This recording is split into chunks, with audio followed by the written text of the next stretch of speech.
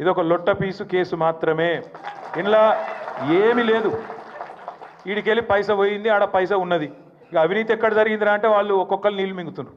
అందుకే అడుగుతున్నా నేను రేవంత్ రెడ్డి గారిని, నీకు పైశాచికానందం ఉంది, అర్జెంటుగా నేను జైలుకు పోయినా కాబట్టి అందరినీ జైలుకు పంపాలి అని నీకు ఆనందం. నేనేమో విదేశాలు తిరిగి పెట్టుబడులు తెచ్చినా కాబట్టి నాకేమో విదేశాల స్థాయిలో మన రాష్ట్రం మన దేశం డెవలప్ కావాలని నాకుంది. నీకు మాకు తేడా అది. ప్రపంచ పటంలో హైదరాబాద్ని పెట్టాలి, తెలంగాణను పెట్టాలన్నది మా నాయకుడు కేసీఆర్ కమిట్మెంటు, మా కమిట్మెంటు. మేము నీలాగా 50 లక్షల రూపాయలతో దొరికిన దొంగలం కాదు, నీలాగా లుచ్చా పనులు చేసిన వాళ్ళం కాదు. నీకు భయపడేటోడు ఎవడు బీఆర్ఎస్ పార్టీలో తెలంగాణలో లేడు. మీరు చూస్తుండ్రు, నేను చెప్పుడు కాదు, మీరు చూస్తుండ్రు.